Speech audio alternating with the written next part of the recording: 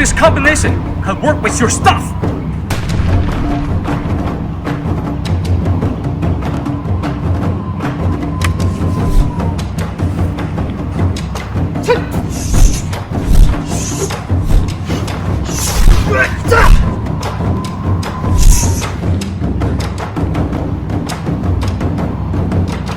The next session will teach you the combination with weapons. So don't miss out.